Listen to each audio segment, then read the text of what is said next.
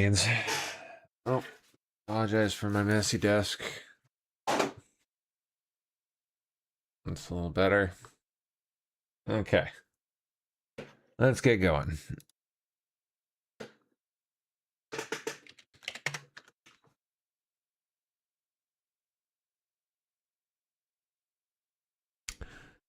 Yeah, we got a busy one to go over this morning. Okay, look, I got a funny one to start out with. We'll do that. Yeah, I'm sure we're going to have quite a busy morning here after the day we had yesterday.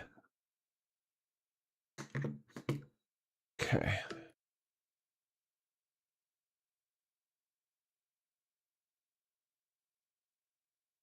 This is the secret war we need to vote schizos into office. This is the secret war that's been going on since the dawn of time. Yeah, I don't know why I'm like in the middle of the screen here for you. This is bizarre. No clue what's going on there. There we go. Okay. Now, most of the world is made up of normies. Now, these people are taken advantage of very easily by psychos. They prey on these people, they manipulate these people, they trick these people. Normies, unfortunately, cannot see psychos, but you know who can? Schizos, the heroes of our story. Schizos are the natural predator of psychos. We have pattern recognition abilities that are inexplicable. Now, schizos were once upon a time revered as the kind of wise people of their collective groups. Unfortunately, since psychos run the world, they've convinced all the normies to be afraid of the schizos. I make videos sometimes online and my wife tells me, look at my Oura ring. My heart rate increased to a very stressful state watching your video, and then it went back down. Sorry, babe. Psychos benefit from their lack of empathy and their attraction to cruelty, it seems, and that allows them to accrue a lot of power. That power allows them to manipulate the normies to fear the schizo, to ostracize the schizo, to deny the schizo. It never feels very good to say, I told you so, when you're a schizo, and the I told you so's you're seeing are about like pedo elites running the world and stuff like that. That feels bad when you go, well, I told you so. But schizos, wish we'd listened to you sooner. But that's my point. We need to stop fearing and ostracizing the schizo and start opening our ears and hearts to hear the truth that they're telling us. Because the conspiracy theorist schizo is almost always right. Now, yes, they'll get some of the details around the edges a little wrong. It sounds a little literal. You need to understand it as poetry and metaphor. I'll give you an example. Birds aren't real. That's a fun conspiracy theory, that they're just little listening device robots that exist. Now, there are real birds. We know that to be true. But are there also listening devices and surveillance devices everywhere, hidden in the natural world, it seems? We don't even know what the natural world is anymore. We can't even trust if the world is natural or not anymore. They're doing things without telling us. They're observing us constantly. Yes, yes. There are things in the sky that are alien to us flying around. That could just be drones. That's all true. One thing I've noticed, there aren't any schizo politicians I can think of. Lots of normies, plenty of psychos. They seem to make up our entire government. What we need to do, start supporting the schizos. Schizo politicians. We need to vote schizos into office as soon as we can. Let's use voting. That's a weapon. And let's start looking for more schizo candidates. Let's get some real weirdos in there. Because at this point, what they're doing, that seems pretty weird to me. They think it's too big to fail. I think we need to blow it up.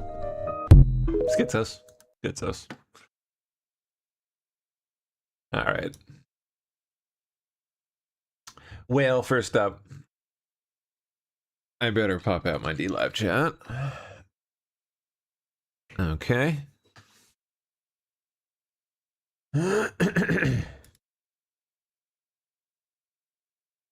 There you guys are.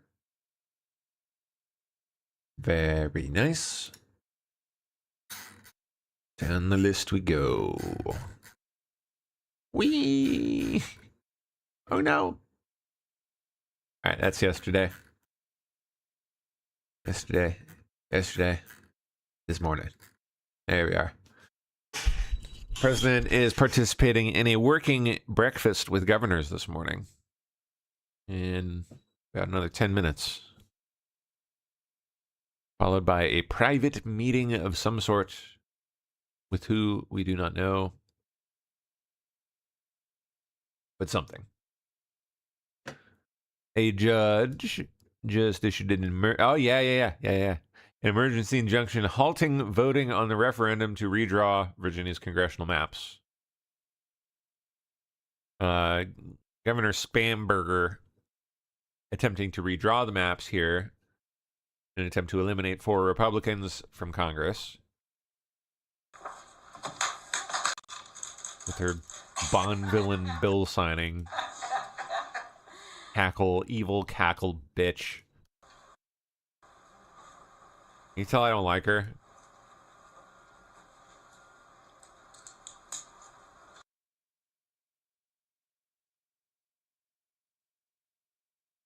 Okay, Trump today. To the great people of East Palestine, Ohio, who were disgracefully betrayed and forgotten about by crooked Joe Biden. Trump has never forgotten about you and never will. In addition to our administration's long-term health study for the benefit of the residents, we're providing $10 million through the Economic Development Administration to help the community continue its economic recovery from the disastrous train derailment. We want to see East Palestine grow, flourish, and be able to take advantage of our now booming economy. It was horrible what was allowed to happen there, and we are with you for the long haul. Make America great again. Trump escalating a maximum pressure campaign against Iran. The president has given Iran 10 to 15 days to make a deal, but as Vice President J.D. Vance indicated earlier this week, there are some gaps between the two sides. The talks focus largely on Iran's nuclear program, but the U.S. also wants Iran to give up its long-range ballistic missiles, and Iranian officials maintain their ballistic missile program is not up for negotiation. They've also resisted U.S. calls to entirely end their ability to enrich uranium. Steve Witkoff, Jared Kushner, Secretary Rubio have been very clear. All highly enriched uranium. There is no reason to have it enriched at 60 and 90% unless you intend to build a weapon. Or no use it as enrichment leverage. Or no enrichment capability. So zero enrichment still. Zero enrichment. The president did not share with reporters yesterday what his ultimate goal is should the U.S. take kinetic action, but he did double down on the pressure on Iran. What is the goal if there is a U.S. military strike? Well, we're either make a deal or we're going to get a deal one way or the other.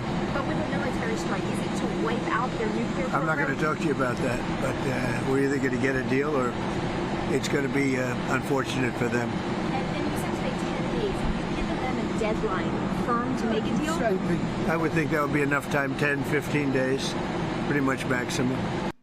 The Wall Street Journal now reporting the president is weighing an initial limited strike to force Iran to make concessions. The outlet reports the opening assault, which, if authorized, could come within days, would target a few military or government sites, people familiar with the matter said. If Iran still refused to comply with Trump's directive to end its nuclear enrichment, the U.S. would respond with a broad campaign against regime facilities, potentially aimed at toppling the Tehran regime. In the meantime, the U.S. is building a massive military presence in the Middle East. The Pentagon has deployed more than 120 warplanes to the region. All right.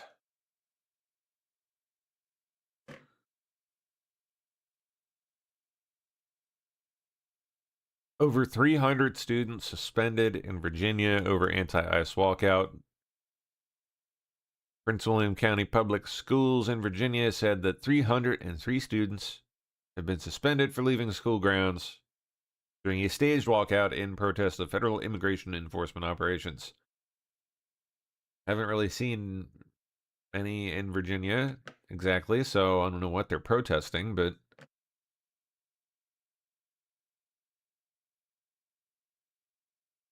most of them, it's probably just an excuse to get out of the classroom.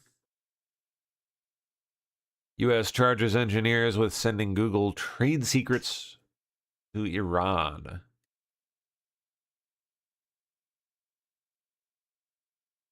Multiple engineers? Yeah, three of them.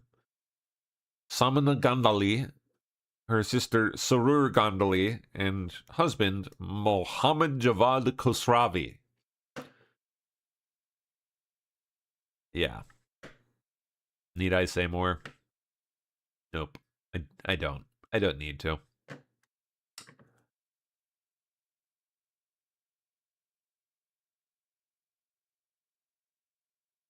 Bon voyage. Get the fuck out. Enjoy prison. Okay. Next up. Based on the tremendous interest shown, I will be directing the Secretary of War and other relevant departments and agencies to begin the process of identifying and releasing. Oh yeah, all the alien shit. Oh my gosh. Here we effing go. All that crap Obama started, I guess. I don't even know what the hell is about to happen here, but he's dropping the alien files. UFO files.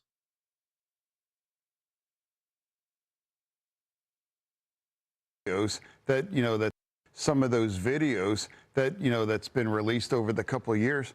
So for me now, if President Trump is going to release everything, I think that's fantastic, because I think America, I think, and the world would deserve if the is. Yeah, the president says he's going to have the Jump in there and help him, Jesse. Come on. Secretary of War, Pete He can't get the sentence out. Hegseth, He needs some help. release those, and that'll be nice to see. Someone who I think is Some of those videos.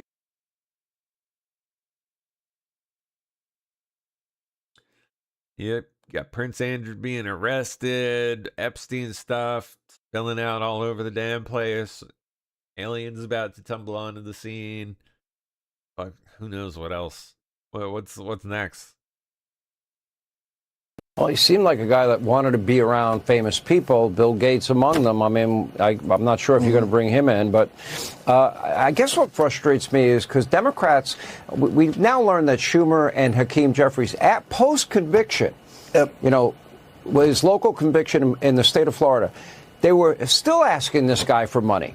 And, for all the talk about Donald Trump 25 years ago, or around 25 years ago, he threw this guy out of the Mar-a-Lago club, which in, society in Palm Beach is a big deal. Society. Did it publicly. He humiliated him.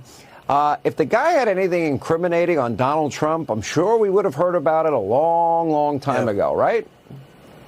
That's exactly right. That's what all the former attorneys general have said, Bill Barr and Merrick Garland and everyone. If there had been any dirt on Donald Trump, that would have leaked out, because Donald Trump has that many enemies in the Department of Justice, in the deep state apparatuses that were supposed to be investigating Epstein. So with respect to Trump, I don't think there's anything there. And I think that if you look at Epstein and who the real bad people were, the real bad people were the ones who continued to communicate with Epstein after he was convicted the first time. And that's where the real bad behavior took place. That's where you have to really question anyone that was ever around Epstein. If you continue to associate with Epstein and Maxwell post the conviction in 2010, then you have some questions that need to be answered. And we're looking at what the Department of Justice did. That's one of the things I've been doing, going into the Department of Justice, looking at the unredacted version of the documents. Who all has the Department of Justice questioned before? Question. All right. Pete Hegseth. Yesterday. Of Washington, the famous image of Washington kneeling in prayer in the snow at Valley Forge, which hangs in my office, symbolizes his abiding faith. On bended knee, appealing to heaven while fighting the world's most powerful military. Chances of victory, 0. Chances of victory, impossible. All things are possible with God.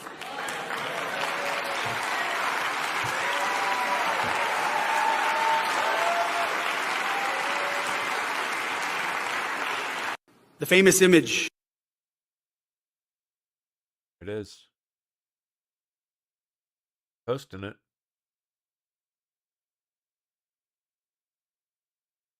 I guess we're about to head into battle, you guys.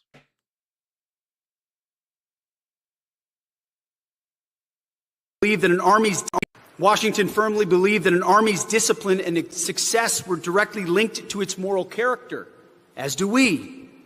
He saw vice and impiety not simply as personal failings, but as corrosive to military order and effectiveness. He used his authority as commander-in-chief to actively promote a virtuous climate within the Army and encourage his soldiers to see Christian faith as a vital component of a soldier's life. That tradition, at least under this administration, continues today. Washington firmly believed that an army's discipline and its success were directly linked to its moral character, as do we. He saw vice and impiety not simply as personal failings. Month at the Pentagon, we hold a Christian prayer service.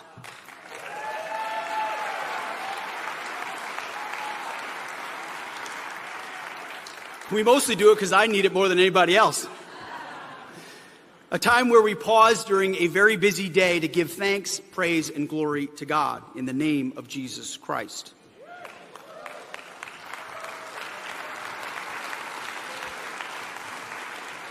Now, you'll be pleased to learn that it's well attended, but we hear a lot from the Freedom From Religion crowd. They hate it. The left wing shrieks, which means we're right over the target. Every month at the Pentagon, godless and divisive gone is godless and divisive DEI. Gone is gender bending equity and quotas. Gone is climate change worship to a false god. We are one military, one fighting force, one nation under God.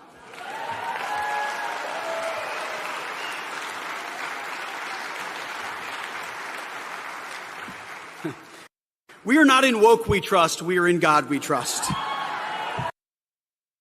On worship service and the renewed support we give once again to the Chaplain Corps. In fact, we've labeled it Make the Chaplain Corps Great Again.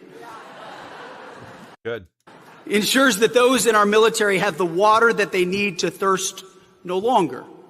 I mean, before we came around in early 2025, it was written in 2024 during the Biden administration, if you were looking to the Army Spiritual Guide, the U.S. Army Spiritual Guide, over 100 pages, if you read through it, you would find 9 references to playfulness and 1 total reference to God.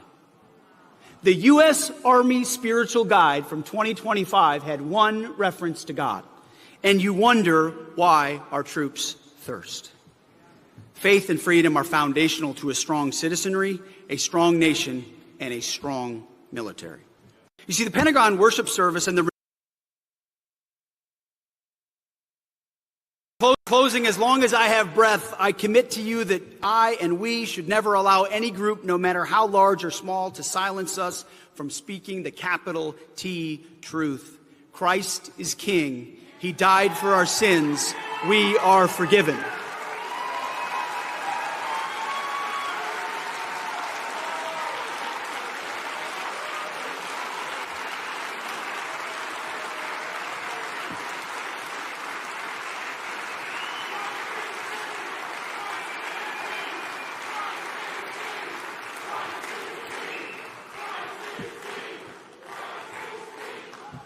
And he will come again in glory. Amen.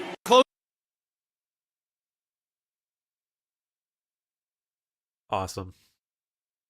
All right.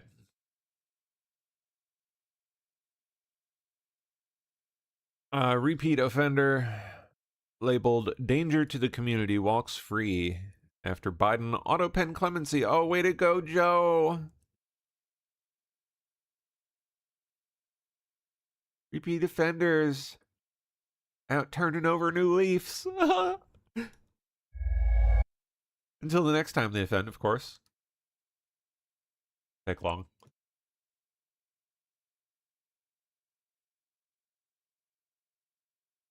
Tom Homan. If you're in the country illegally, you're not off the table. And we said that from day one. Of course, we're going to prioritize the public safety threats because that makes sense, right? But just because you prioritize the public safety threats doesn't mean you forget about everybody else. If you're in the country illegally and we find you, we're going to arrest you and deport you.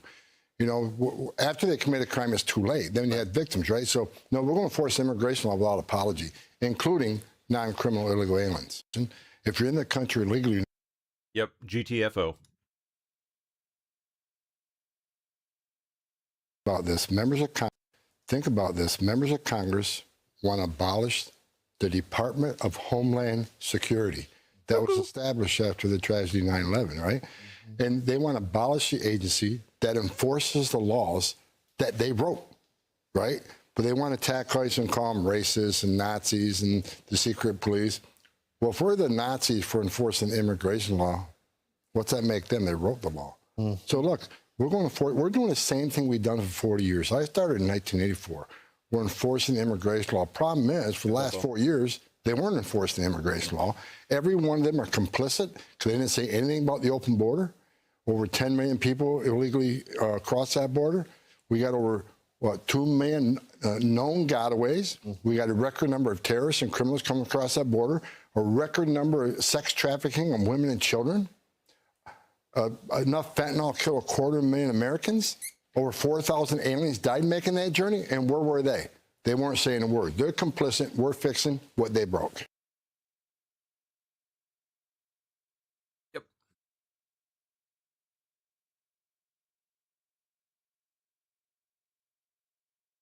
Okay, who dis?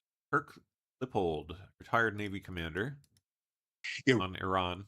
Iran has killed Americans essentially with impunity, and the U.S. has really never responded to them. That regime has never been held accountable for their actions in killing Americans and thousands of other people, including tens of thousands of their own citizens. So the time has come. They come to the table with serious negotiations to reduce or eliminate those programs, especially the nuclear program where they can't have enrichment. And we will use military force if necessary, and overwhelmingly, I hope. I think you're going to look at strikes that are going to eliminate the Iranian. This cat just has. Look at this. Ridiculous.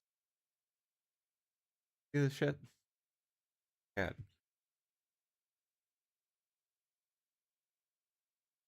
Ridiculous. Silly creature. Put your butt down. Butt down. Here we go. Okay.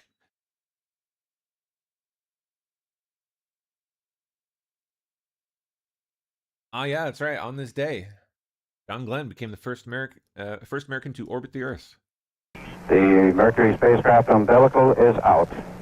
We're at T-minus 19 seconds.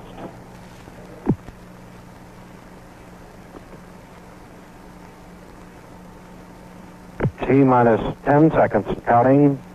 8, 7, 6, 5, 4, 3, 2, 1, 0.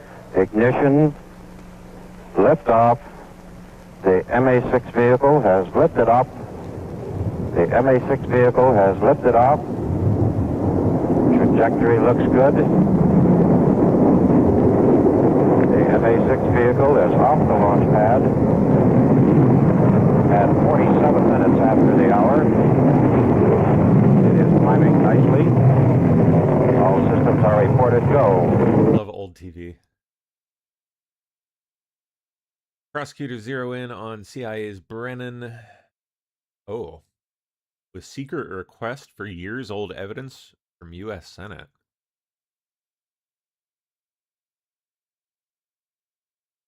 Yeah. Fall off if you do. Go. Federal prosecutors who are probing the weaponization of intelligence and law enforcement against President Trump and his allies have sent a secret and rare request for evidence from the U.S. Senate regarding former CIA Director John Brennan, signaling that they're zeroing in on his questionable testimony. Oh, you bet it was questionable. Going back nearly a decade on his now debunked efforts to tie Trump's 2016 campaign to collusion with Russia. Oh, it's Quinones. Quinones' team in Miami. Okay. Cool. So, U.S. Attorney Jason Quinones' team in Miami began over the last month. Were formalized in a request for documents, transcripts, and testimony last Friday. Senate lawyers and prosecutors are negotiating the best way to transfer the evidence, including a possible visit by the prosecution team to Washington in the coming days. Ooh.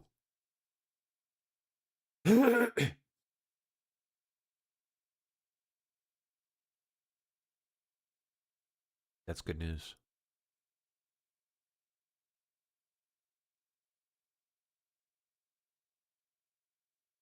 Small Business Administration has found $8.6 billion in fraudulent SBA loans, just in California. $1 billion in committing over $8.5 billion in fraud. That's in addition to the agency's recent actions in Minnesota, where you saw nearly 7,000 borrowers worth roughly $440 million suspended. Kelly, what's going on? Where specifically is the fraud? Well, Maria, this fraud relates to pandemic-era loan programs that were broadly defrauded, and it was widely reported that about $200 billion, as much as $200 billion, could have been fraudulently gained out of the $1.2 trillion that went out for small business lending. So it's breathtaking.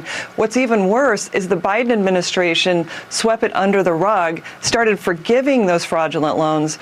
We're going back and saying that will not stand. We're going to have accountability. There's going to be restitution and jail time for people who defraud hardworking taxpayers and honest, deserving small businesses. $8.6 billion minimally in California. That shows these socialist welfare state policies don't work. They attract criminals that want to defraud American citizens, and we're making sure that we draw the line on that. Yes. Oh, yeah, and then there was this one. Crazy story after story.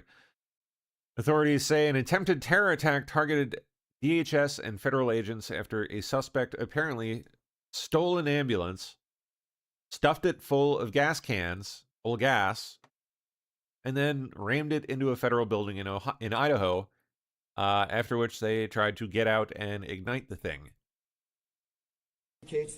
Last night at approximately 11:10 p.m., officers from the Meridian Police Department, the Ada County Sheriff's Office, Boise Police Department, and the Meridian Fire Department responded to a 911 call reporting that a Canyon County paramedics ambulance had been stolen from the ambulance bay at St. Luke's West.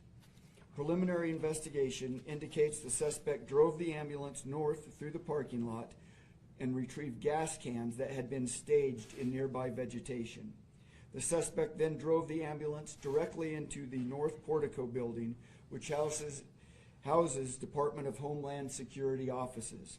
Investigators believe the suspect poured an accelerant inside and around the outside of the ambulance. After they crashed, they got out and kept pouring gas?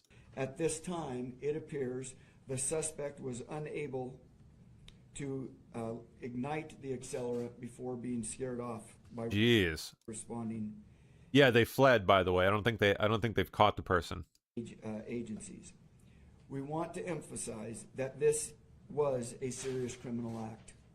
The theft and destruction of an emergency vehicle not only created risk to responding personnel, but it also temporarily removed a critical medical resource from the community. Yep. There has been a lot of rhetoric surrounding the Department of Homeland Security leasing office space at this location, and comments on social media such as property damage isn't violence is absolutely false. This was absolutely an act of violence. Yep. Oh, look who it is. Hag bitch Susan Rice offers a taste of what's coming should the left retake power, promises Democrats will punish corporations and other institutions who have taken a knee to Trump, whatever that means. Oh my God. The law firms, the universities, the media. I agree with you, Preet. It is not, it's not going to end well for them. For those that decided that it was, that they would act in their perceived very narrow self-interest, which I would underscore is very short-term self-interest. By doing what exactly? And, taking what crime is it they've committed, ma'am? Knee to Trump. I think they're now by doing what? Starting to realize, wait a minute, this is not popular. Trump is not popular. What he is doing, whether on the yes, it is. economy and affordability or on immigration now is not popular. Yeah, it is. And that there is likely to be a swing in the other direction. And they are going to be caught with more than their pants down. They're going to be held accountable. Oh, you'd like that, wouldn't you, you freak? By those who come in opposition to Trump and win at the ballot box. And I can tell you, Preet, as I talk to leaders in Washington, leaders in our party, leaders in the states, if these corporations think that the Democrats, when they come back in power, are going to, play by the old rules, an absolutely absurd thing to say. You fuckers are the ones that changed the entire playing field by upending the game board. And say, fuck you. Oh, never mind. We'll forgive you for all the people you fired, all the policies and principles you've violated, all, the laws you've skirted. I think they've got another thing coming because, just like when Trump thought, okay, I'll redistrict and the Democrats won't have the guts to play hardball. They're going to be surprised. But you people, you did the Democrats Good God. have had a bellyful. And we're not going to play by, the old set of rules when these guys are playing by a very different set of rules. We're going to play by the law. But that's cute. You're not going to you've done such a bang up job of that. Violate the law the way they do, but we're not going to be suckers. And so I think, whether you're a law firm, whether you're a university, whether you're a media entity, whether you're a big corporation, whether you're big tech, you need to play a long game, not this short game that wow. Straight up threatening them has been so detrimental. There will be an accountability agenda. Companies already are starting to hear they better preserve their documents. They better be ready for subpoenas. If they've done something wrong, they'll be held accountable. And if they haven't broken the law, good for them. If they've done the right things, good for them. That also will be noted and remembered. But this is not going to be an instance of forgive and forget. Right. The damage that these people are doing is too severe to. Cannot wait to see this one puffed and dragged out in front of the cameras.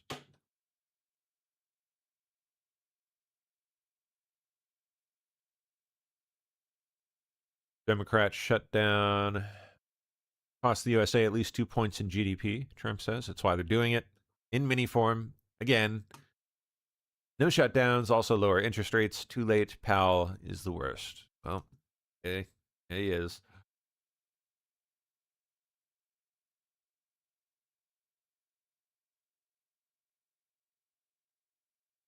Police released former Prince Andrew following his arrest on Thursday. Investigation continues. His 66th birthday. Yep. Wave of buyer's remorse flooding New York City after Mamdani threatens to surge property taxes. Here we go. That didn't take long. The mayor, with the greatest respects, in every campaign speech, in every debate where you engage, we opened our ears to listen. Now today, accept the words echoing from us now. Do your job as mayor and leave our taxes out. Having only two options. You're saying if we don't tax the rich, then I got to increase property taxes. We are not a pawn in Southeast Queens. We are not part of your negotiation tactics. Zoran Mamdani, you are out your goddamn mind. The mayor, with the greatest respects. Yep.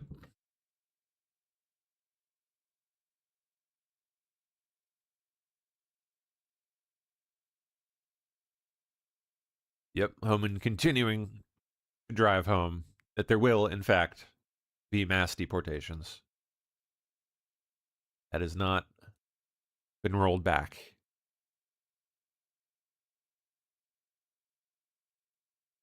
Apple making a major change to iPhone security? What are they doing? Stolen device protection feature offers iPhone users an extra layer of protection when they're away from home or work in an effort to add obstacles to thieves who might try to rob users of their phone. Yep. So they're going to automatically enable it. You'll have to opt out.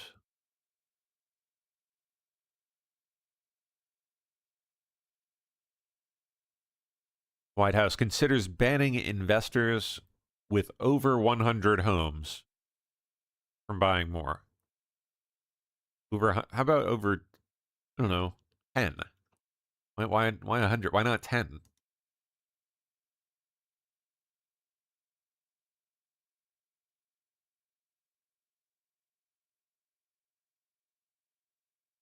And they better do a damn good job of patching up the loopholes that are going to spring up out of this. They'll find ways around it. New Mexico investigating allegation of 2 bodies buried outside Epstein Ranch. The young ladies.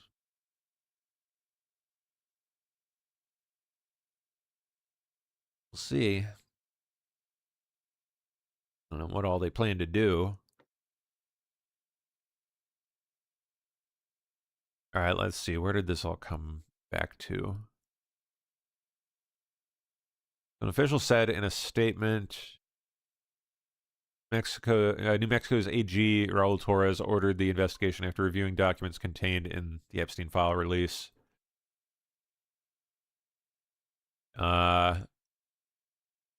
Okay. New Mexico Justice Department sent a letter to DAG Todd Blanche last week seeking access to the unredacted copy of a 2019 email from an anonymous sender that alleged that 2 girls were buried in the hills near the ranch. Weird. Which is located about 30 miles from Santa Fe. The department also requested the sender's full identifying details, recipient information, transmission data, routing information, timestamps, and other data connected to the communication, as well as unredacted copies of all other records that reference Zora Ranch.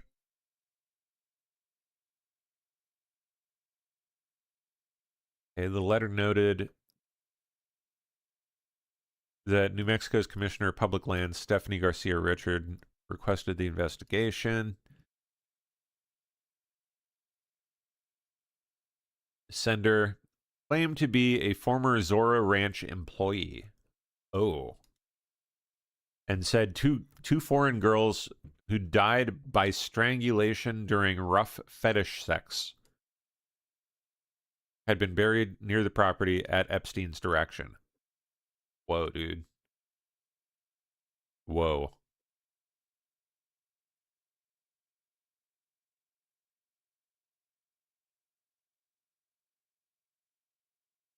Okay.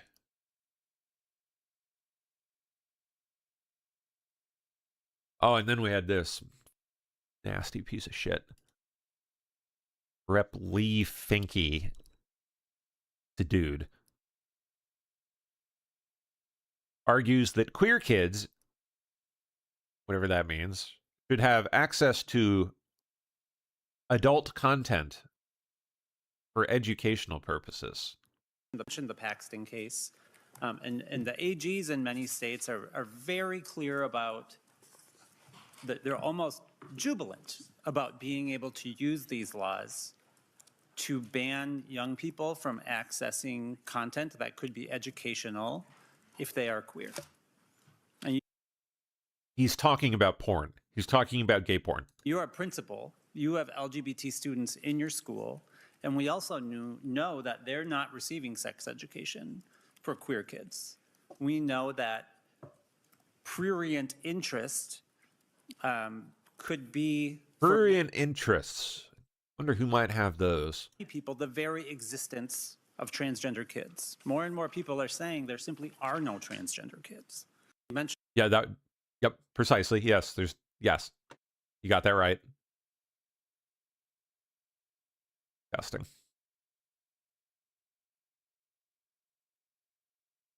Mamdani shortchanges MTA by $621 million in preliminary budget while pushing free buses. Yeah, that'll work.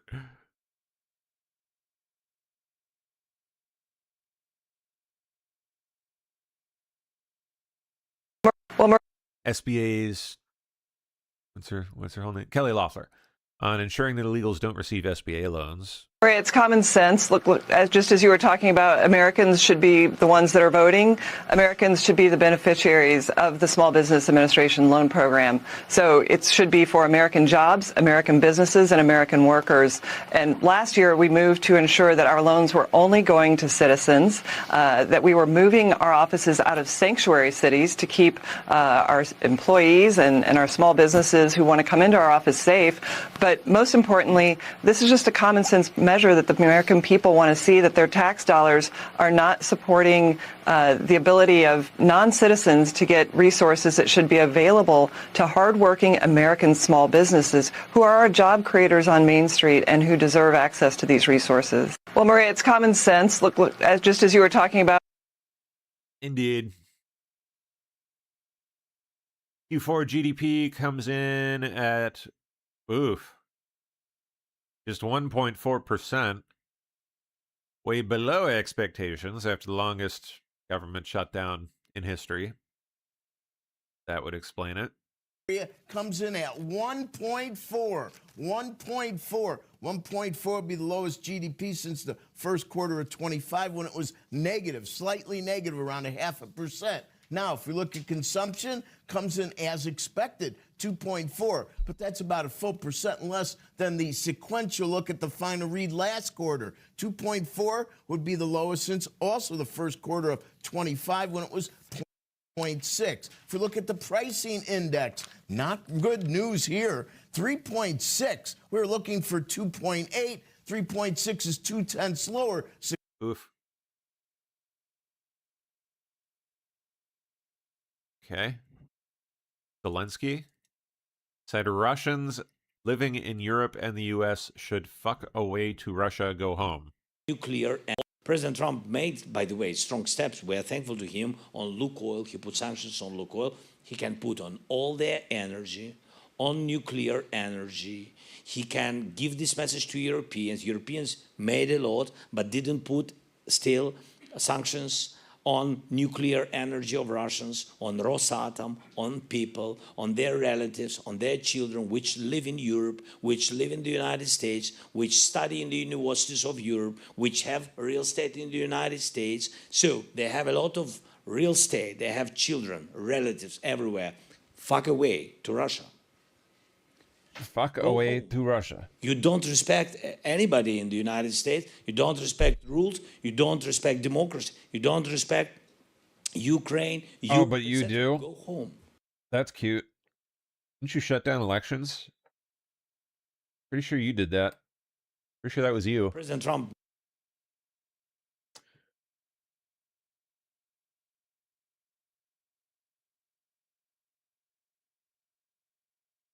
U.S. to host G20 finance meeting in North Carolina, August and September. We got here historic Judicial Watch election integrity case. Mr. Noble, first, I want to acknowledge and thank you and my Illinois colleague, Congressman Mike Bost, for fighting to secure the right of candidates to challenge state election laws in federal court. As you know, Illinois insists on the controversial practice of counting ballots received after Election Day, and I'm glad that Congressman Bost's challenge to that policy is moving forward on its merits. In regards to a related case, how does Watson versus RNC, currently before the Supreme Court, affect congressional efforts to ensure that ballots are received no later than Election Day? There's been some, I guess the Supreme Court will settle the issue under current law if we prevail. Congress can obviously make new law and be more explicit in what it requires if it acts now. But this question, which arose in Bost first and now is in Watson, is what is the original public meaning of the 1845 statutes? What is Election Day? Well, we're going to look forward to that. National Symphony Orchestra moves to Hollywood Bowl as Trump revamps Kennedy Center. Yep.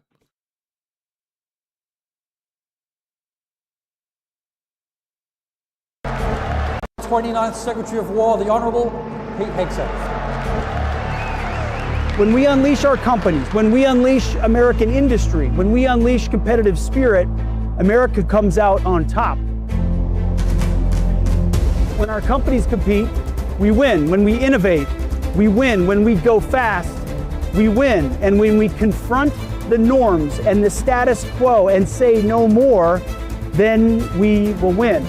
My job is to serve the warfighters, to ensure they have what they need when we ask them to make a tough decision. And you serve them as well, in the very same way. So we're here to thank you and to tell you, go fast and keep going. God bless you all. God bless our republic. Thank you.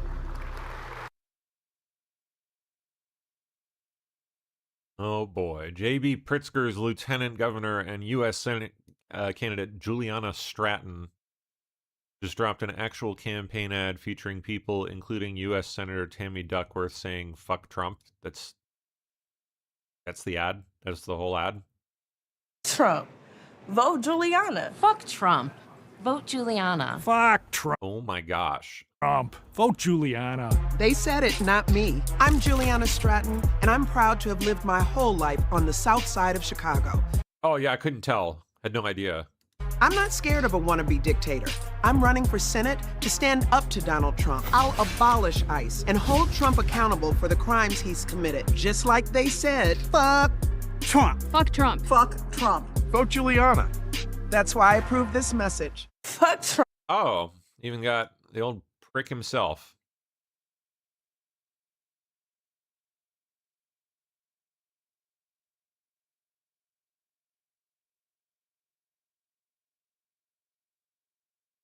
Okay. Oh, bitch McConnell blocking the SAVE Act. They wheeled the turtle out. Look at him. He's frozen again. Cooperation and a strong.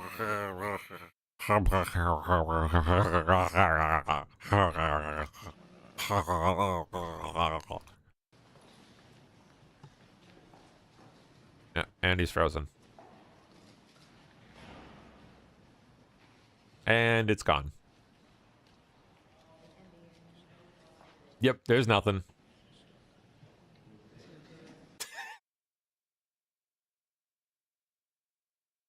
What on earth?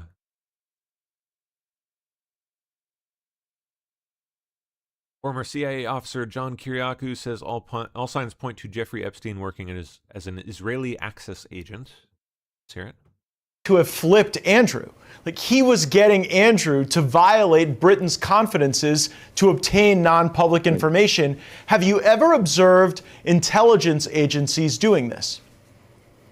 Absolutely, yes. In fact, I've been saying for at least 6 months now that I believe Jeffrey Epstein was a classic Israeli access agent. If you want information from very important people, somebody like Bill Clinton or Bill Gates or Prince Andrew, you're not going to recruit those people directly. So you do the next best thing. You recruit somebody who has access to them, somebody close to them, and then you direct that person, in this case it would be Jeffrey Epstein, to become such close friends that because of that friendship, they're willing to give you sensitive, sometimes classified information. And I really believe that's what we've seen here. Next in line for prosecution is going to be Peter Mandelson, formerly Lord Mandelson. He is now accused of having passed a classified document from the British Ministry of Defense to Jeffrey Epstein. So why you mentioned the Israelis? There's been some question about that from members of Congress. A question as to whether or not Epstein might have been working for multiple countries. What is your basis to say that it's the Israelis that you believe he was working for based on this type of conduct? Well, I think because of his own personal history, his history also with Ghislaine Maxwell, and the fact that her father was a well-known Israeli agent.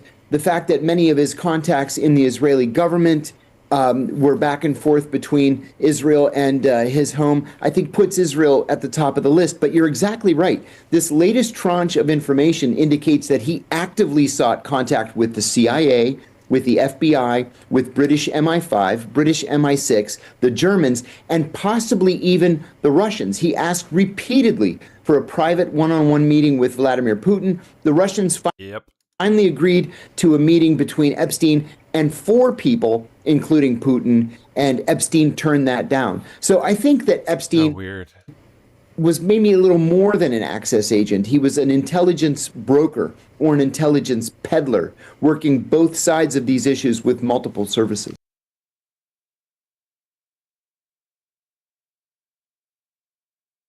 Okay.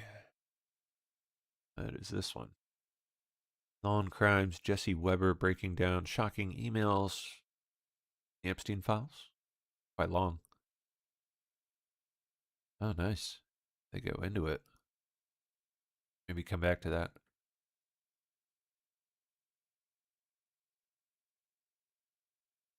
Don Lemon says people didn't think he was a journalist when he stormed the church in Minnesota because he's black.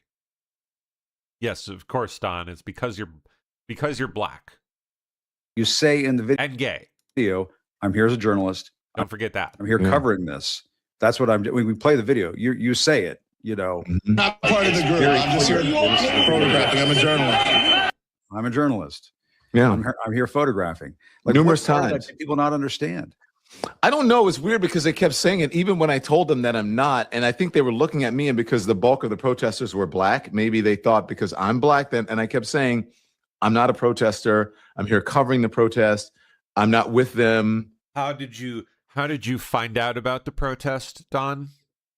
And they were, how was it that you were conveniently located at the exact location at which they were going to protest as they were protesting?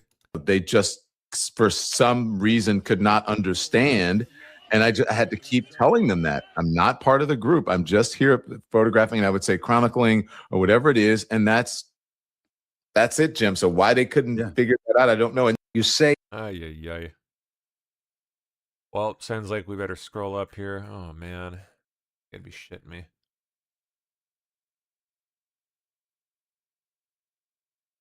That's true. Holy shit. It is. Jesus. Oh, fuck. Supreme Court has officially ruled that President Trump's tariffs are illegal. Well, enjoy the fallout, folks. It's gonna suck.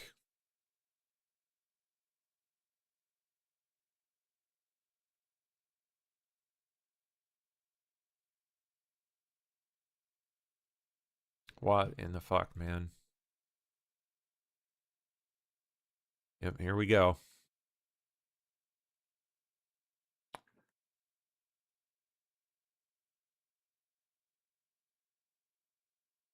Police search Andrew Mountbatten Windsor's home a day after his arrest.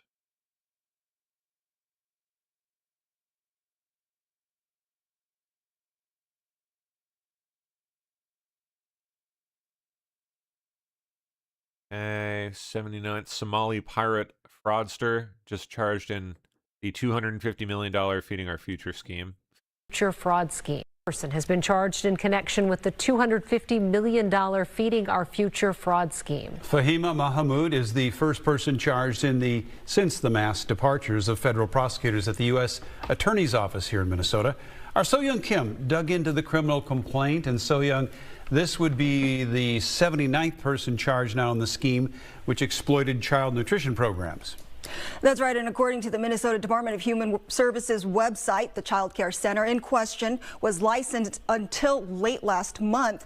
And federal court documents show Mohammed notified the state she would close the daycare last Tuesday. She was arrested last Thursday before she was scheduled to take an international flight. A 79th person is facing allegations in connection with the widespread Feeding Our Future fraud scheme, according to a newly unsealed criminal complaint. In court filings, a FBI special agent says Fahima Mohammed is facing 1 count of wire fraud.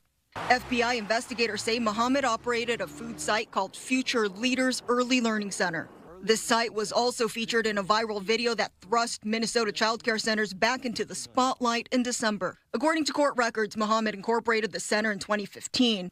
In 2018, Mohammed signed a sponsor transfer request to be under Feeding Our Future. Investigators say starting in December 2020, claims ballooned. And by February 2021, Future Leaders claimed to serve nearly 60,000 meals to children monthly. Evidence also from February 2021 shows email communications between Amy Bach, the ringleader behind the fraud scheme, and Feeding Our Future staff member concerning Mohammed's request to, quote, increase from 500 to 1,000. In response, Bach wrote, quote, just let her. Court filings also cite forensic analysis that indicates during the period in question between December 2020 to July 2021, the Future Leaders bank account received more than $850,000 in reimbursements for serving meals to children. However, in that same period, only roughly $125,000 was spent on food. And the analysis also indicates large payments were made to Mohammed and companies associated with Mohammed and also spent on property purchases. Disgusting. And earlier today, a federal judge granted. Jeez. So how are the markets doing so far after the news?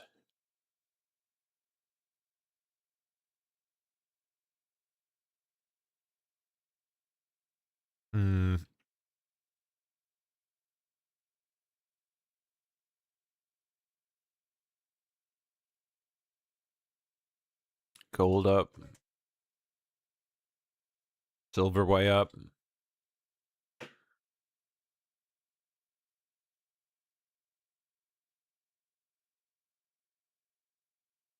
Hampton, Georgia. Cop tells high school protesters to get back to class or face truancy and disruption charges. These two right here, I need them in my office. Hey, ma'am. You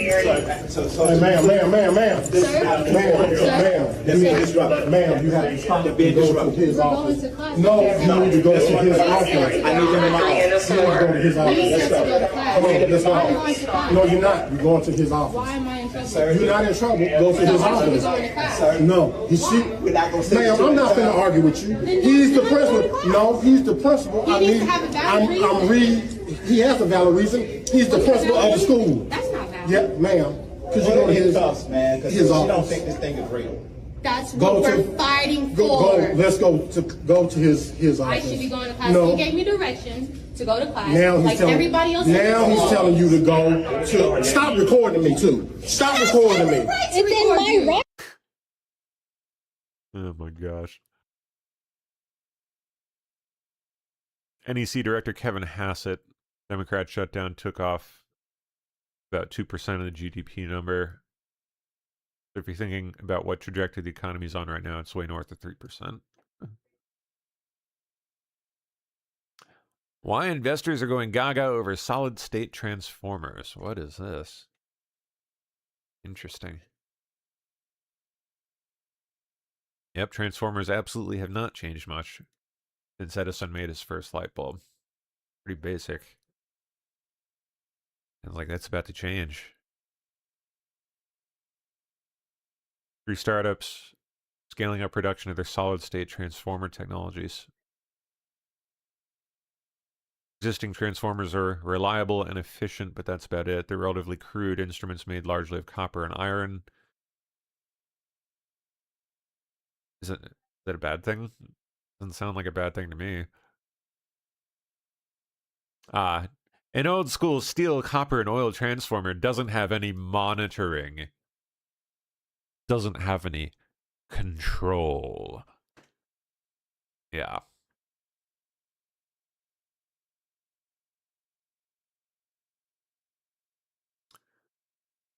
I think we know where that's going to go.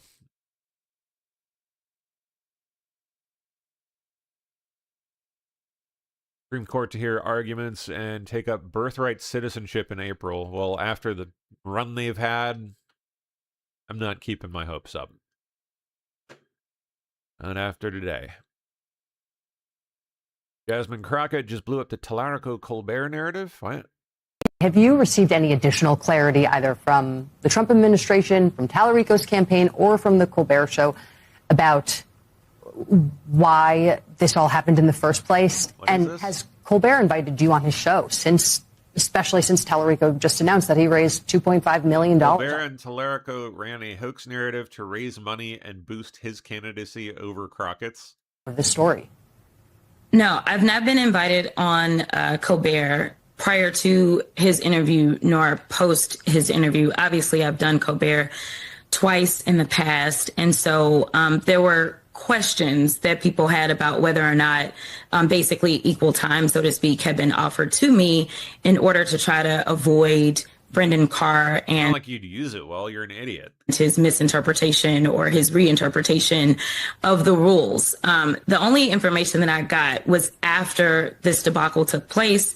I did receive a phone call from the parent company, from a representative for the parent company, that basically said they did not tell them they couldn't air it. They just said, if you air it, just make sure that you offer the representative equal time. All right, more on the alien stuff. The president didn't set a deadline for when we may see more of what's long been rumored to be among the most highly classified secrets, what the government knows about whether we're alone in the universe. And if he goes through with this, Trump will boldly go where no president has gone before. President Trump is promising to begin the process of identifying what the government knows about UFOs and aliens.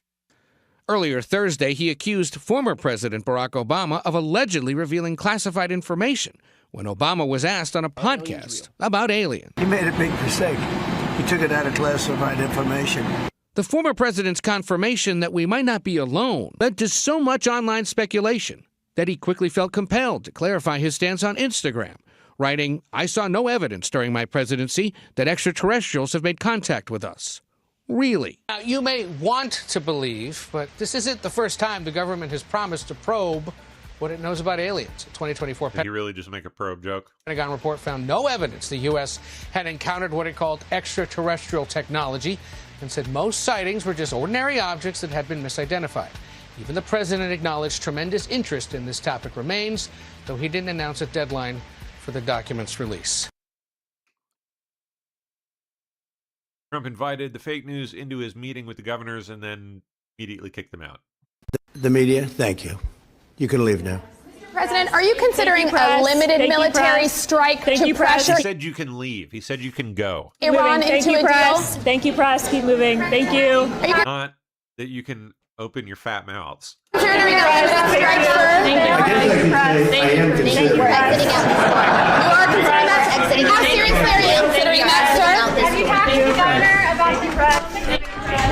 out this door. When will you be making that decision, sir? Goodbye. Goodbye. Shut up. Another massive fraud scandal unfolding in Minnesota. Ghost students. State system is fighting a growing problem at colleges and universities. Ghost students are enrolling using stolen identities, and they're racking up thousands in fake student loans. Callan Gray joins us to explain how state lawmakers are planning to stop it. Callan. The Minnesota state system tells us even in just the last few months, these types of attacks have changed, telling us fraudsters in the fall were targeting two-year institutions. Now they're looking at all colleges and universities. Stopping global attackers. These fraudsters are very well organized and are well financed. Hitting Minnesota state colleges and universities. Stealing money that was intended for real students in need of financial aid. The focus of state lawmakers. What needs to be changed internally to prevent it from happening in the future, in your mind? I believe we are making very good progress. Craig Munson, Chief Information Security Officer for the system, answering questions about this new report put together by a working group convened under a 2025 state law requiring policies to be developed to prevent fraudulent enrollment. It outlines the rising threat and includes recommendations such as adopting an enrollment fraud user guide just rolled out across the system, enhanced training, and a state investment in automated identity proofing. An automated identity solution is kind of that gold standard. Speaking to us after, Munson says an automated identity proofing system would cost up to $1.5 million a year, but would save on the time and labor required to check identities manually. The faster we can move, the better we are equipped to stop it before it can blossom into something bigger. If the legislature approves this funding, how quickly could it be implemented? It would take months. There are several on the market, And we have had extensive talks with a number of vendors already. 5 Investigates reported in the fall the Minnesota state system flagged more than 7,700 fraudulent or potentially fraudulent applications in an academic year. We're seeing similar numbers right now this year so far in the first few months. What I am pleased to say is that some of the changes that we've made in our safeguards have been quite useful in stopping this. We asked Munson how much Go students have cost the system overall. He did not have that number available A lot. tonight, but the system tells us it does catch most of this fraud before it is paid out. A recent report from the U.S. Department of Education shows nearly $90 million has been paid to ineligible recipients nationwide. Good golly. Reporting live from the Capitol, Callan Gray, 5 Eyewitness News. Thank you. Steven Spielberg has just moved out of California. Not surprised. He can't make a damn movie there anymore. I think there's anything that Gavin Newsom did wrong. I'm saying we will do things differently, but right now, Californians are pretty lucky to have Gavin Newsom as the protector. That's funny. That he is. Congressman Eric Swalwell is one of the Democrats running to replace California Governor Gavin Newsom when he terms out next year. He lives in Livermore and was previously a prosecutor and city council member. We sat down with each candidate for an in-depth interview covering all the issues that matter to you. But we began by asking what they think our current governor and legislature did right and what they would have done differently. There is no person in any other state who is better protected by their governor than Californians protected by Governor Newsom. Like, we have a protector right now. As the President of the United States, the President of the United States has put troops on our streets. He's chasing migrants through the fields and the factories where they work. He is taking away Yes, all those fruit pickers. Federal research. He's taking away our fruit pickers. Research dollars that help us find cures for cancer. And our governor is a show not tell governor. That protector spirit of his, we're all better off because of it, and other governors can probably learn and model it. What do you think was a misstep of Governor Newsom? Yeah, well, I mean, I don't accept the premise that there is like missteps. I think he's put some down payments, or for me, as a sports guy, everything's a sports analogy. I think he's gotten us pretty far down the field on mental health with what he did on Prop 1 and also on housing, and it's my job now to get us across the goal line. He's a sports guy, you guys.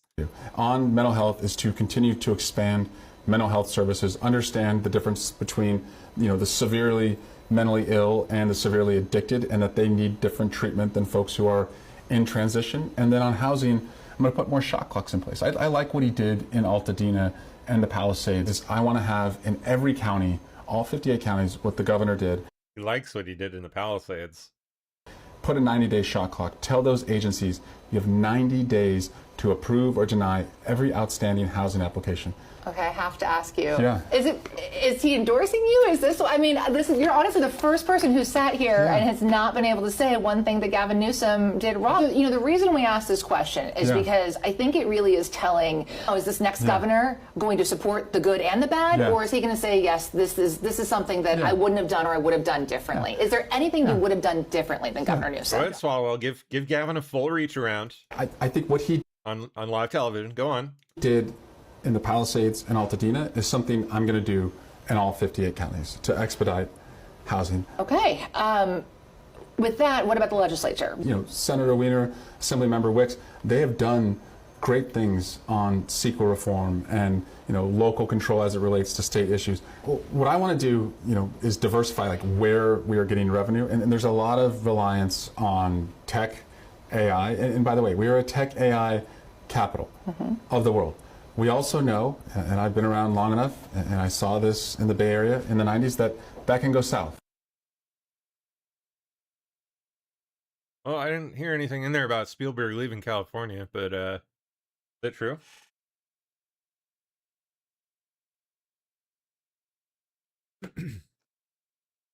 Yeah, wow, it is. Steven Spielberg becomes latest billionaire to ditch California ahead of proposed wealth tax. Good for you, Spiely. Get the F out of there. Just don't go ruining wherever it is you go next, please. So where's he going? Does it say where he's going to go? Where'd he go? Texas? It's the only hope for the movie industry at this point. Nope, East Coast. Okay, there's always New York, I guess. Move to Manhattan. Yep.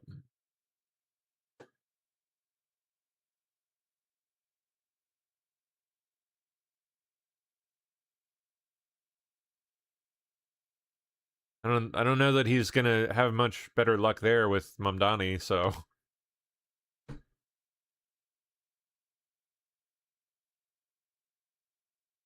All right.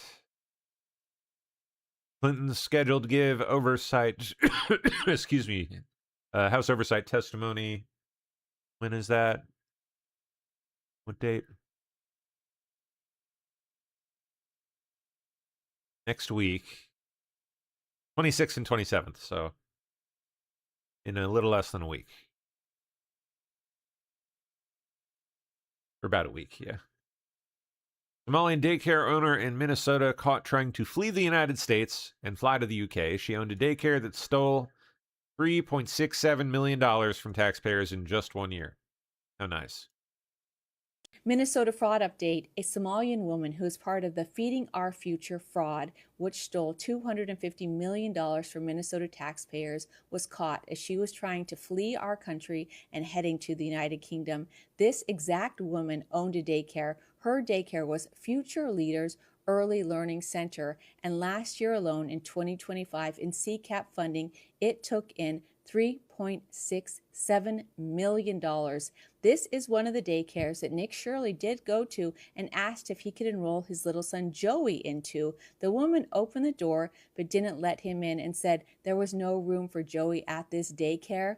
The woman who owned this daycare was caught as she was trying to flee our country, perhaps with her millions of dollars, and heading to the United Kingdom. I want to remind you that this woman could still be operating Future Leaders Early Learning Center if she just provided any evidence that she was actually running a daycare to the federal government, showed how much money they brought in, showed how many kids attend, showed anything, but she didn't do that. Instead, she was trying to flee our country, take her millions, and go start a new life in the United Kingdom. Thankfully, she was caught. Let me know your thoughts on this one. Okay, here we go on the tariffs. We do. We've got a very fractured opinion, but initially what it says, we know it's what was the split? Authored, the primary opinion, by the Chief Justice, and says essentially that this IEPA, this law that grants the president emergency powers, did not, it looks like by this first blush reading by Justice, the Chief Justice here, does not give him the power to levy these tariffs that he's levied. Part of this initial opinion says the words regulate and importation. The president says that gives him the independent power to impose tariffs on imports from any country, any product, any rate, any time. These words, it says, cannot bear such weight. We know we've got a dissent by Justice Kavanaugh, by Thomas and Alito, it looks like. And those were the three we thought during the arguments, if anyone would be persuaded to allow the president to move forward with these tariffs, they would be the ones to do it. So at first blush, like I said, there are multiple parts and concurrences to this opinion, but it looks like what the primary holding is going to be is that these tariffs cannot be used in the way that the president had tried to use them. Let me get you to the closing paragraph that we have in this initial opinion here. It says, the president asserts the extraordinary power to unilaterally impose tariffs of unlimited amount, duration, and scope. In light of the breadth, history, and constitutional context of that asserted authority, he must identify clear congressional authorization to exercise it, meaning if he wants to do it, he's got to show that Congress has allowed him to do it. But they say IEPA, this emergency powers law, contains no reference to tariffs or duties. The government points to no statute in which Congress used the word regulate to authorize taxation. And until now, no president has ever read IEPA to confer such powers. We claim no special competence in matters of economics or foreign affairs, but we claim only, as we must, the limited role assigned to us by Article 3 of the Constitution. Fulfilling that role, we hold that IEPA does not authorize the president to impose tariffs. We'll keep reading. That is the first blush, authored by the Chief Justice John Roberts. Boy.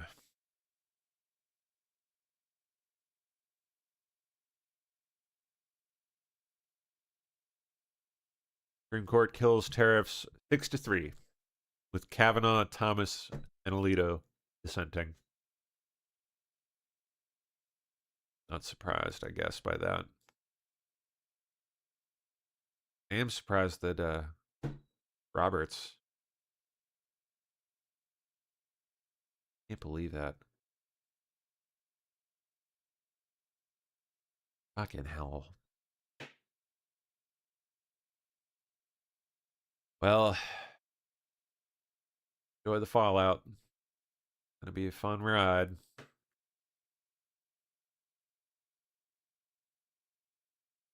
What we got here? Top attorney claims epidemic of sexual abuse in California public schools by teachers, coaches, and other school employees. It reveals that new data estimates 17% of students nationwide will face sexual misconduct during their public education. What the heck?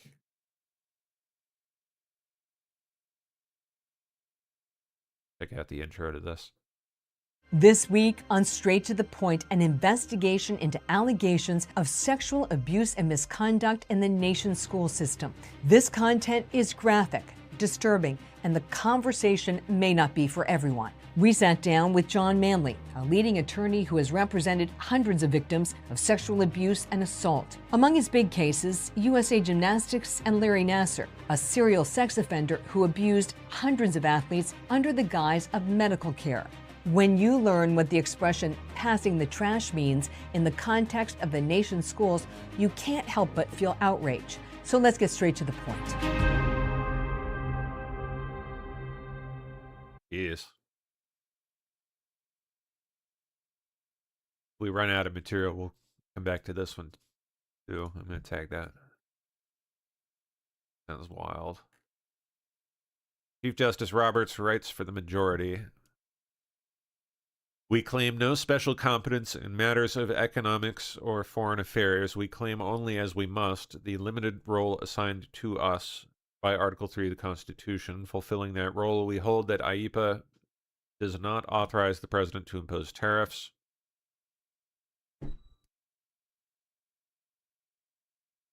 The judgment in number 24-1287 is vacated, and the case is remanded with instructions to dismiss for lack of jurisdiction. Yay. 6-3 decision. U.S. Supreme Court has ruled that President Trump violated federal law when he unilaterally imposed sweeping tariffs on countries across the globe, ruling that IEPA does not authorize the president to impose tariffs.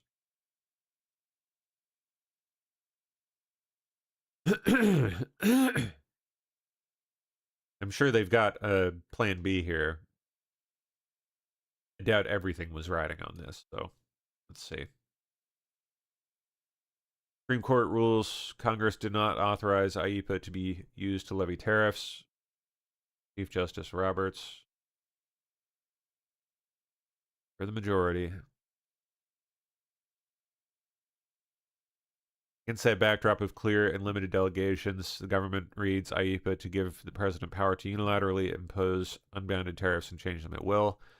That view would represent a transformative expansion of the president's authority over tariff policy. It is also telling that in IEPA's half-century of existence, no president has invoked the statute to impose any tariffs, let alone tariffs of this magnitude and scope. That lack of historical precedent, coupled with the breadth of authority that the president now claims, suggests that the tariffs extend beyond the president's legitimate reach. I mean, yeah. All right. There's the breakdown. Wonder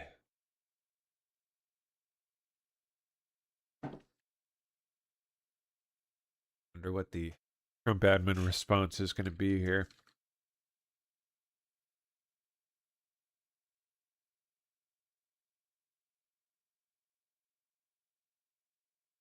Nothing yet, but I bet it's coming quick.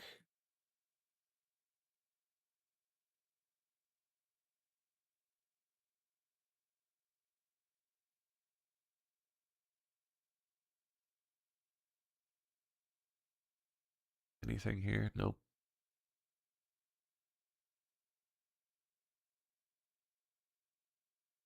Looks like they probably got called into a meeting about 42 minutes ago.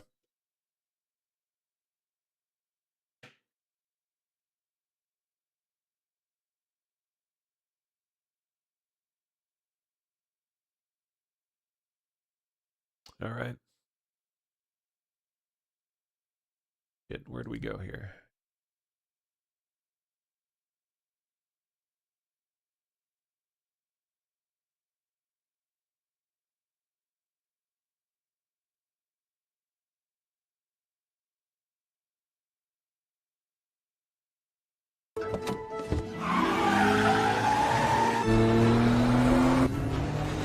Wow.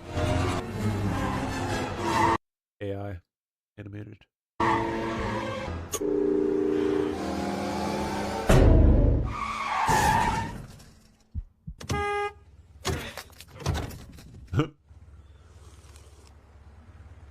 Quite good.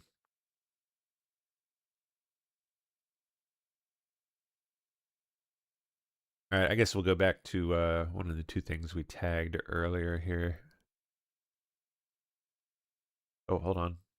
Thank you, Steph. There's something fresh. Legal expert Jonathan Turley confirms Trump has a massive toolbox of additional tariff options. There it is. The administration has other tools in its toolbox. It can actually impose tariffs under other statutes. So this night is hardly over for the administration when it comes to tariffs. Interesting. I wonder what they'll do next. They obviously got something planned, so.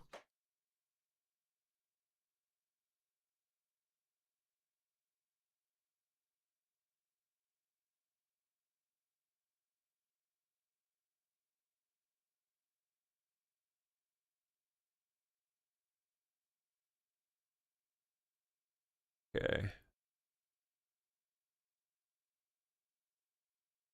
Yeah, I don't see anything else grabbing me here, so.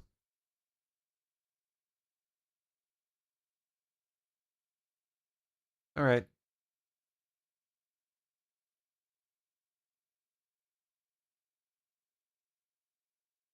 Which one are we gonna do here?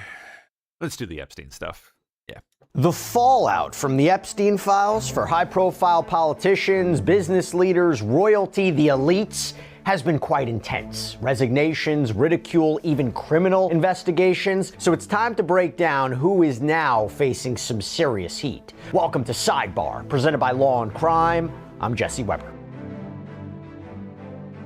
One thing is for sure when it comes to the Epstein files. There is fallout. After the release of millions and millions of pages of materials and videos and photographs, people have come under a lot of fire, and their careers, their reputations, they are taking a hit. And you even see criminal investigations happening right now. And that's interesting to think about, right? Because there have always been calls for accountability, calls for justice, calls for transparency. And you have to think that if there hadn't been calls to release the files and to keep this in the public spotlight, where you just had the DOJ and FBI's memo from last summer, where it basically said there's no client list, there's no other third parties, there's nothing really else there, would we even see what's happening right now? And I'm not justifying it. We'll talk about it at the end, whether or not it's justified. Was that going to be the end of the story? Clearly not. So I want to examine the fallout from the Epstein saga right now. I'm going to start with the criminal one. You got Norway's former prime minister, Torbjørn Jagland. He has been charged with aggravated corruption after authorities looked into his connection to Jeffrey Epstein, the deceased financier. You see, according to the New York Times, this is serious. He could face up to 10 years in prison.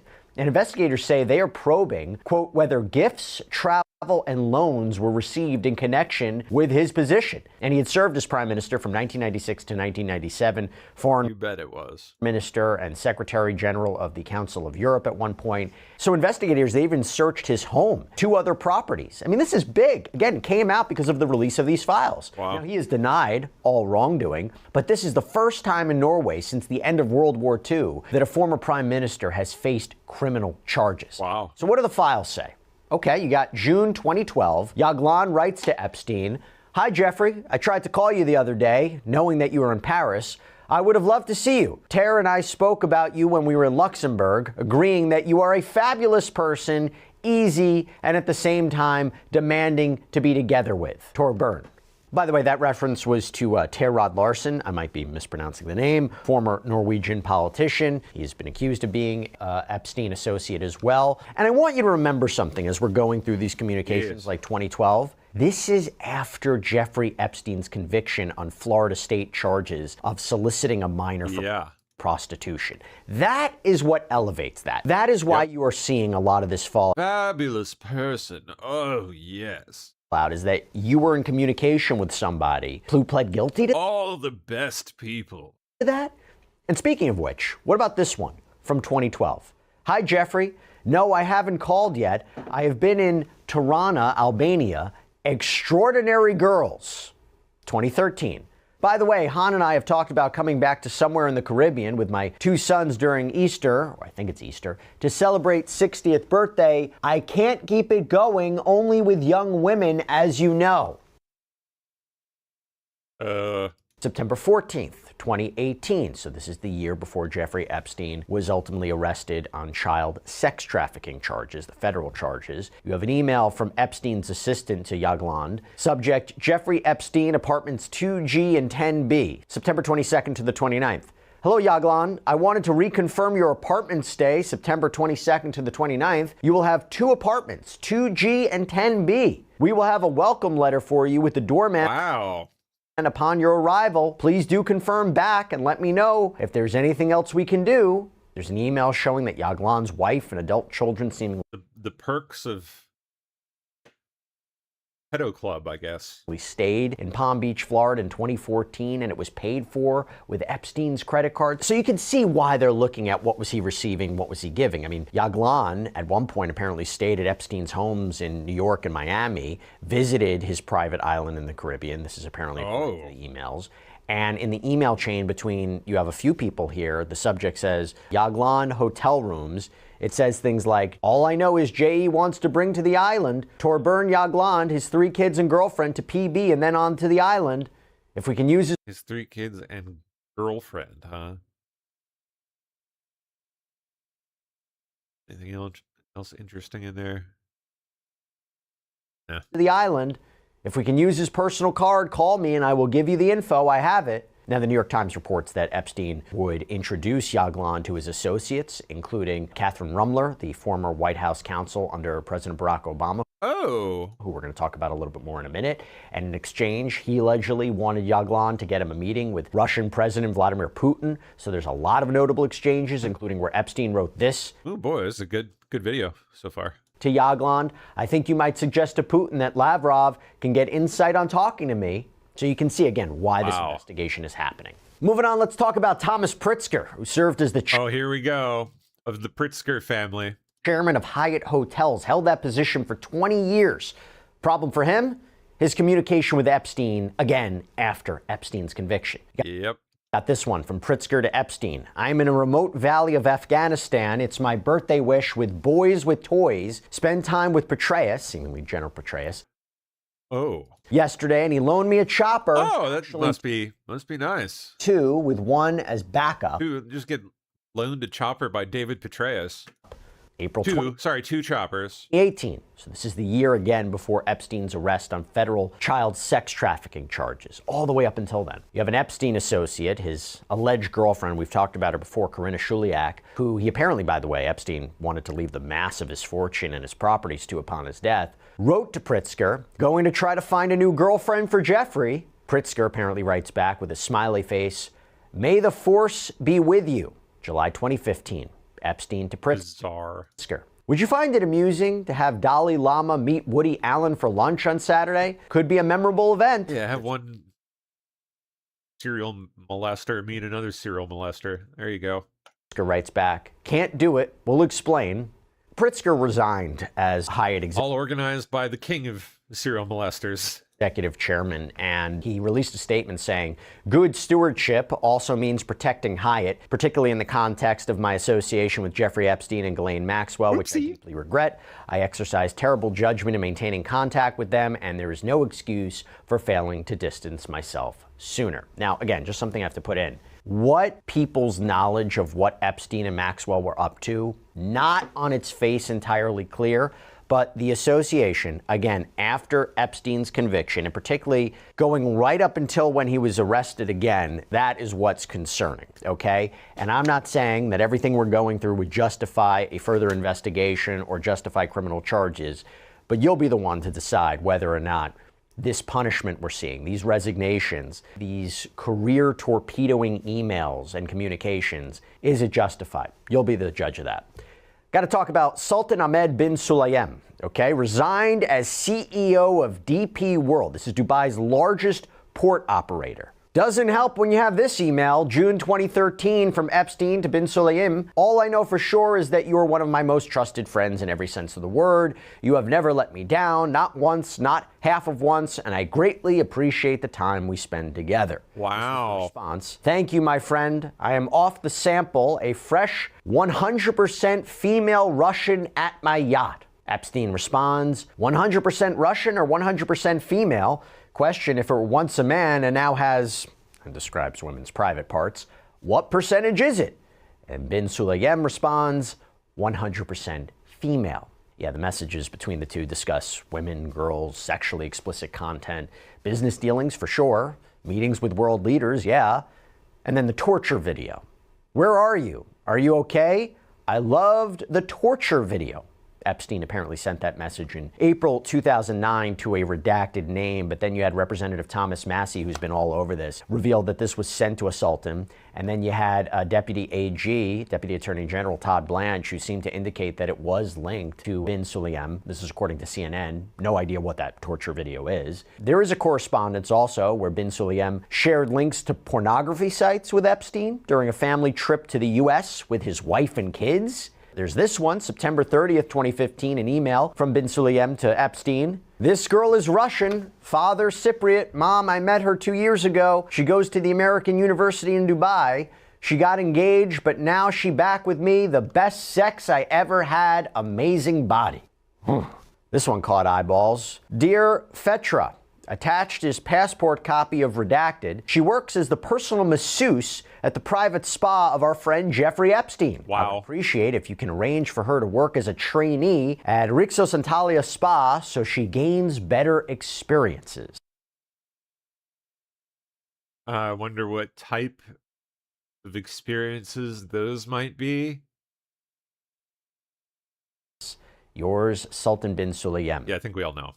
The allegation being that he helped train Epstein's masseuse. Look, anytime you hear Epstein and massages, you got to stop for a moment, considering it was a jerky massage. He was accused of using massages as a way to not only begin the old rub and tug in the abuse of girls, but it was a conduit to escalate the abuse. I mentioned Catherine Rumler. Okay, chief legal officer and general counsel at Goldman Sachs. Guess what? She resigned. Yeah, these two are apparently close. According to the Wall Street Journal, Epstein called her when he was arrested in 2019. She once thanked Epstein after receiving luxury gifts from him, calling him Uncle Jeffrey. See, the issue there is she seemed to indicate that her relationship with Jeffrey Epstein was strictly professional. Let's see what the files seem to show. I'm totally tricked out by Uncle Jeffrey today. Jeffrey? Jeffrey Boots. Called him Uncle Jeffrey? Handbag and watch. In 2019? February 2016, Epstein to Rumler. We all set for a day of joy? Rumler. So we all know what that means. To Epstein, best massage ever, but not your kind of massage. Epstein writes back, shame. May 2015, Epstein writes, if redacted continues to claim that she had sex with people for money, why is that not prostitution and what I pled guilty to? Every massage person got paid money. No girl came to I wonder who behind that black box. Virginia?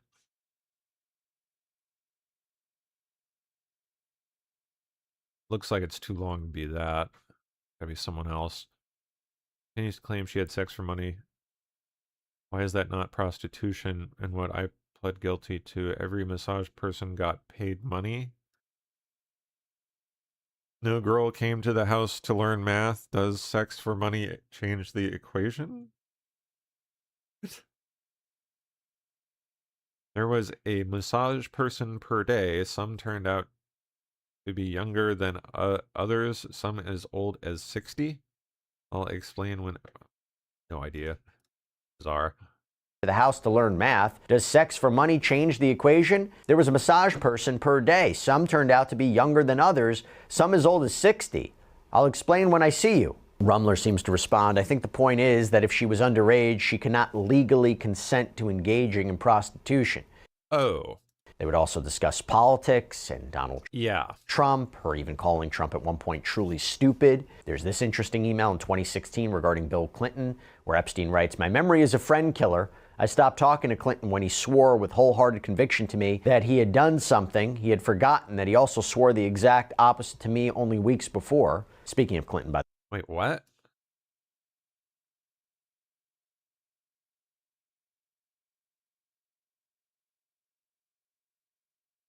So hold on. From Jeffrey to Kathy. I stopped talking to Clinton.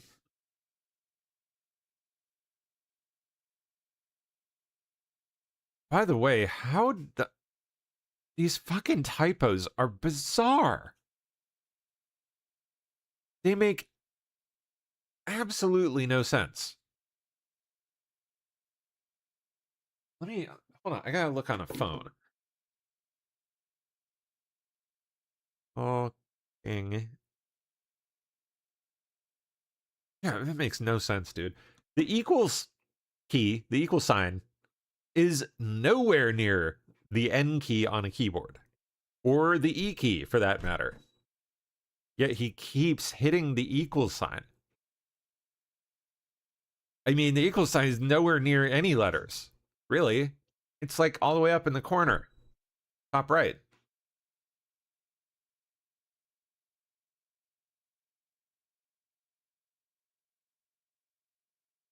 Only thing close to it is like backspace. Like maybe he hits backspace a lot and somehow it hits the maybe that could be it.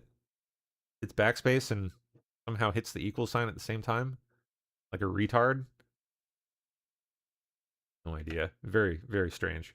Exact opposite to me only weeks before. Speaking of Clinton, by the way, there's this one where Epstein writes, do you think Bill Clinton would like to join you, me, Ehud, and Steve? Could be very funny. All off the record. Rumler responds, while he might like to, his lawyer would advise him against it. But hold on, didn't...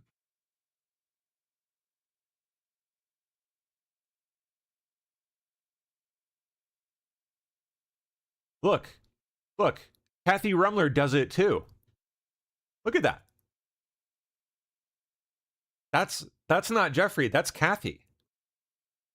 Doing the same thing.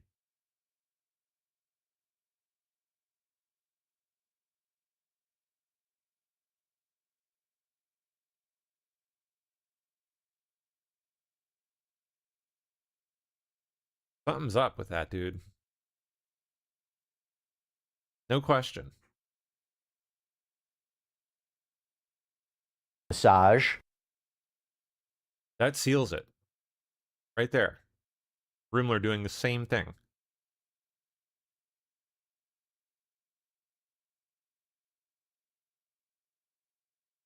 Unless there's somehow something else going on here that I'm like not picking up on. Like weird character recognition, if this is... I mean, these look like direct screenshots taken from the email itself, so I don't think it's like a character recognition thing. Like an AI reading a PDF and pulling the wrong character or something. Like this looks like it's just direct screenshots from email. So I think that can be it. How weird.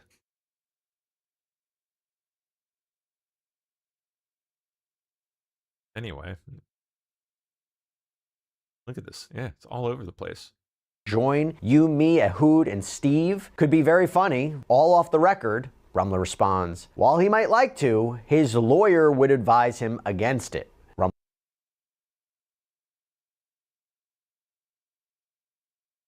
Rumler told the Wall Street Journal, as I have said, I regret ever knowing him, and I have enormous sympathy for the victims of Epstein's crimes. And she also added through a representative in another statement, I had no knowledge of any ongoing criminal conduct on his part, and I did not know him as the monster he has been revealed to be.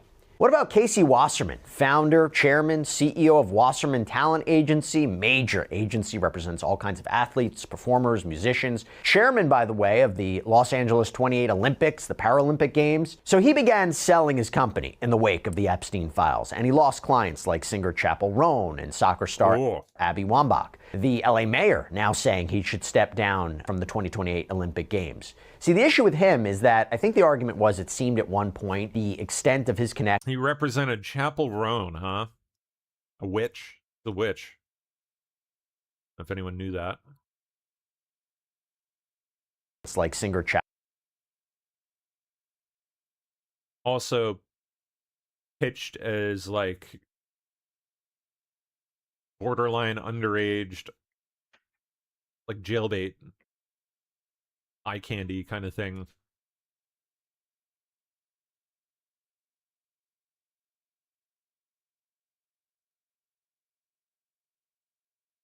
Yeah. Creepy. Ugh, weird. Oh, look at that. Look at that one.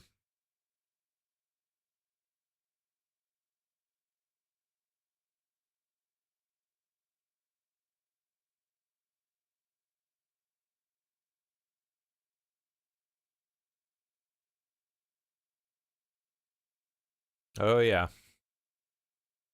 Talking about wanting to be a witch. Here we go. With, I don't even know what that thing is. Come on, give me the sound. Where's the sound at? TikTok. In that time, re-signed.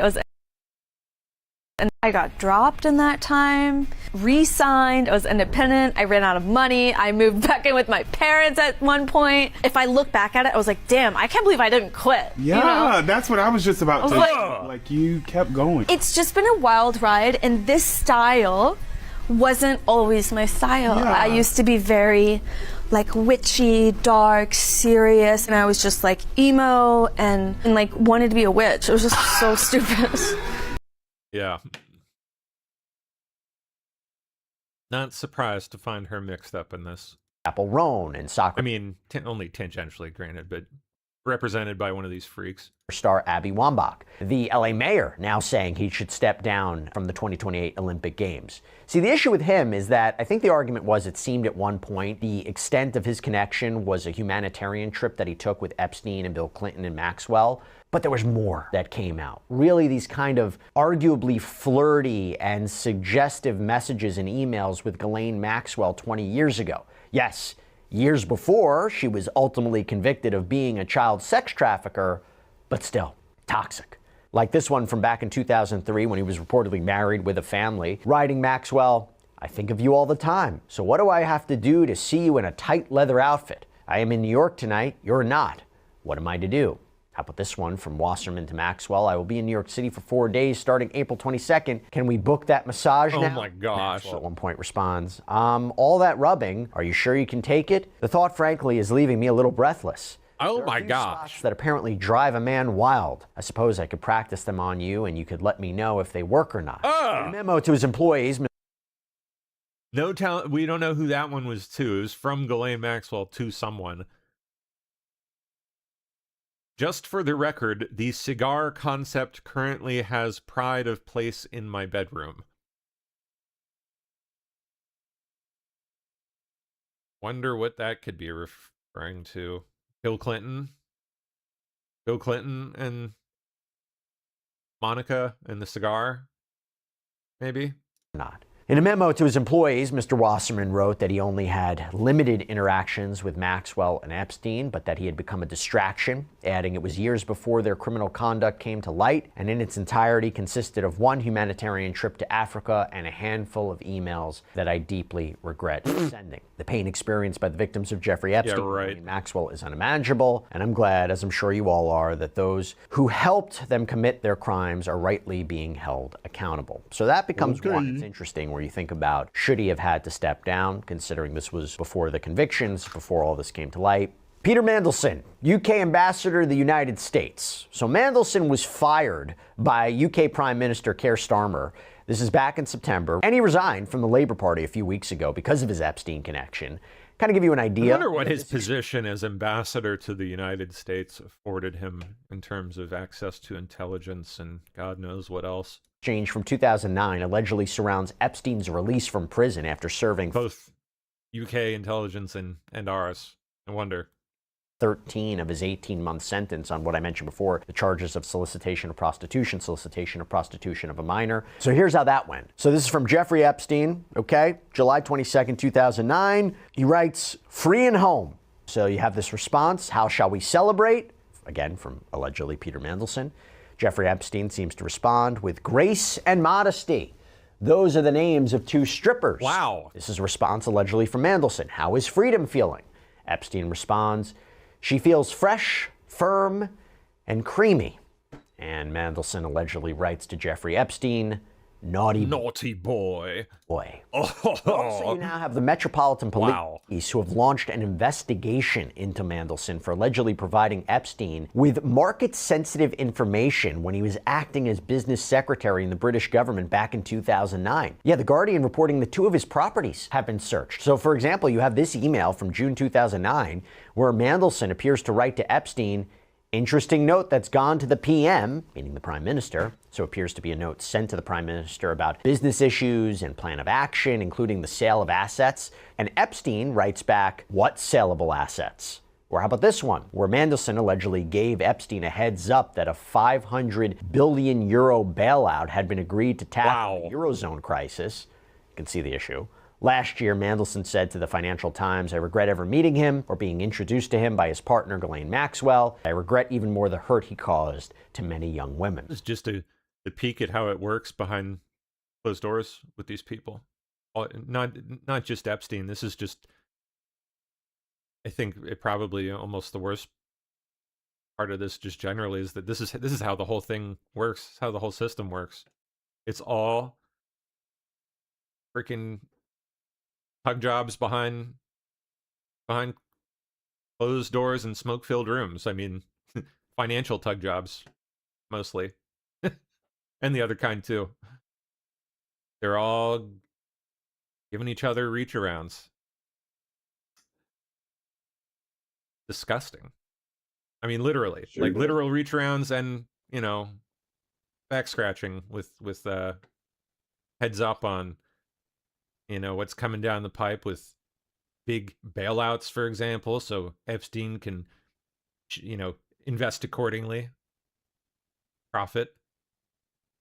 Disgusting. This is how the whole system works. They all get tip-offs. They all rake in the cash. They all spend the money on hookers and blow. It's sick. What's up, Poe? How you doing? I'm doing great. Thought I heard you chime in there. Great show. Yeah, thank you, brother. Yeah, they're all nasty. Right down to your politicians and your town. Yep. So you got it. We got to get it right under control. This is crazy. What a crazy ride. It is. I'm gonna drop the link to that for everyone. Yeah, let me grab it too. How much of it? We were at the Prime Minister, so appears to be including the sale of assets. And Epstein writes back, right there, about 15 minutes. If you feel like finish it, yeah. Yeah, I might as well. Right? There's only. It's a good one. It was a really good one. Yeah, I'll finish. Yeah, I'll finish it up. Might as well. There's only a couple of minutes left. Cool. So let me push it up to it, and then we'll get into what I'm playing. Good shit, man.